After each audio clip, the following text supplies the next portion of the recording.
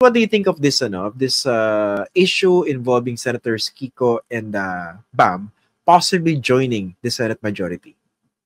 Actually, nung una, medyo hindi ako agnostic ako knowing how the Senate is running and has been running for the past few years, no? Pero syempre, nung nakikita ko rin yung mga criticisms ng ating mga kasama, no? And syempre, gusto ko silang sabihin na kasama kasi syempre, laban ito eh. And I think we're in a bigger war, no. I just want to emphasize that, no. Malaki kasi yung gera na kinalalahukan nating lahat, and it is very important for us to recognize that. And ang gusto ko lang sabihin siguro na we should be able to keep our leaders on their toes, no. Napaka-importante na we hold our leaders accountable, no. But in doing so, I think we also ought to remember that we have to keep our eyes on the ball. Anong ibig sabihin ko dyan, no? Ang ibig sabihin ko dyan, para sa akin, hindi kalaban si Bam Aquino, hindi kalaban si Kiko Pangilinan, no?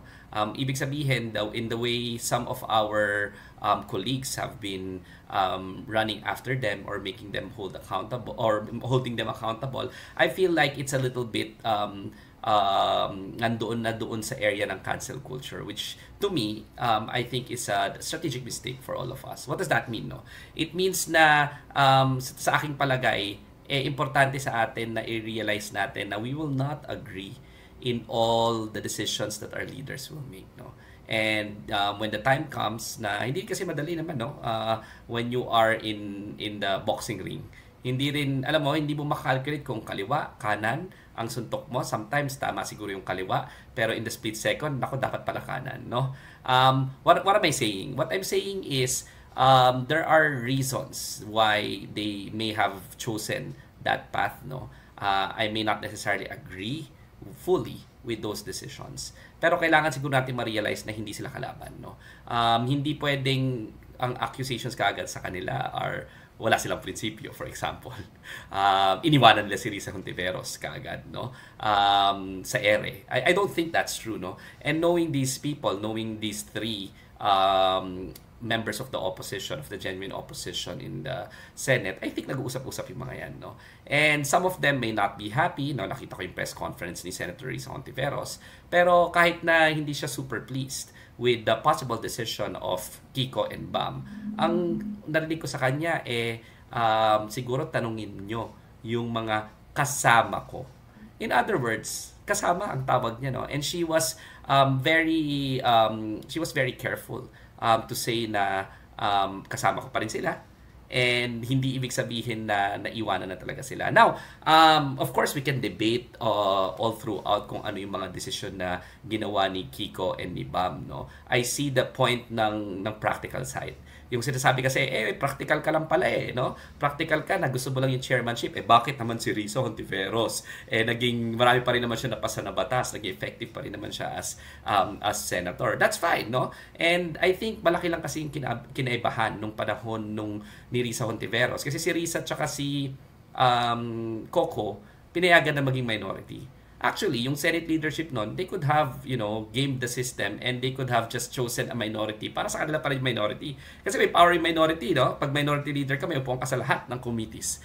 For example, no? Pwede naman lang giname yun Pero swerte na dalawa sila, pinayagan sila maging minority, and then binigyan pa rin sila ng chairmanships, no? We don't know that for a fact for the 20th Congress. That's first, no? So, naiintindihan ko yung practical. Hindi ko sinasabing practical lagi dapat ang konsiderasyon natin. Ang sinasabi ko, no, na yung practical na yon, there's reason. Ibig sabihin, hindi lang dahil walang prinsipyo itong mga tao na ito. Kumbaga, gusto rin nila mag-deliver dun sa mga pangako nila. And ano mga pangako ni Kiko? Ang pangako ni Kiko, agrikultura. Hindi ba you're gonna be in the best position if you have more staff, more budget allocation if you have a committee, as opposed to, let's say, for example, you don't have a committee at all. Even Risa Hontiveros was the chairman or the chairperson of the Committee on Gender and Women, di ba? Nung time na yun, kaya nga nakakapag-chair siya ng hearings. Now, we don't know if that's gonna happen when it comes to the 20th Congress. So, iba pa rin talaga na makapag-secure ka ng chairmanship, no? Ganyan rin ang pangako ni Bam Aquino, edukasyon. And very important, nasa educational crisis tayo ngayon. And ang passion ng tao, ang pangako ng tao is titingnan niya, tututukan niya edukasyon, no? So, nakukuha ko yung sa practical. Doon sa prinsipyo naman, di ba? Siyempre, kasi sabi nila sa practical, hindi kami agree na practical ang konsiderasyon. Doon tayo sa prinsipyo, di ba? I also am not certain na a-accommodate noong conversations yung sa prinsipyo ng other perspective. And the other perspective is, I don't think voting for Tito Soto would be a principled, a very principled thing too. In other words, ang question ko, what is the alternative, di ba? Because if the alternative is Tito Soto, and hindi naman pwedeng si Risa Hontiveros or si Bam Aquino or Sir Kiko Pangilinan kasi wala namang boboto sa kanilang iba. Silang tatlo lang. And yung experience block ba yung tawag nila sa kanila? Veterans block ba ang tawag nila sa kanila? Mas marami sila eh. Andyan si Zubiri, andyan si Tito Soto, andyan si Panfilo Lacson, andyan na kagad si Loren Legarda. 4 kagad sila, tatatlo lang tayo. So hindi din natin makukuha yung minority leadership. Hindi rin natin makukuha yung deputy minority leadership, no? So anong maiiwan sa atin? And if we are forced to vote for Tito Soto as well, is that really a principled thing?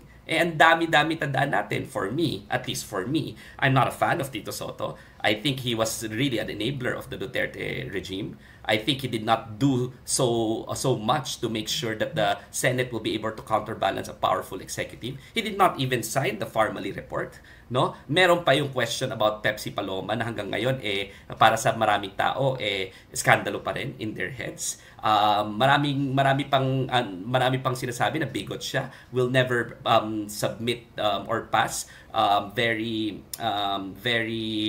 progressive bills that we all want in this movement. What am I saying? What I'm saying is, before we crucify somebody, maybe we should take a look at the alternative. Ano ba yung options na presented, no? So para sa akin lang yan, no? So in other words, in the level of principle, I am not certain whether there is an alternative. In the matter of pragmatic, I see where they're coming from. Let's freely, and my appeal to all the camping bases is, of course, we should criticize our leaders. Pero to make accusations na wala na kagad silang prinsipyo, tandaan natin, gusto ko lang sabihin to, Christian, we're talking about Kiko Pangilinan who never left us since time immemorial, no, kahit na convenient for us to leave us. We're talking about Bam Aquino who never left us as well. We're talking about the choices that they've made for the last maybe 15-20 years of their illustrious careers, no?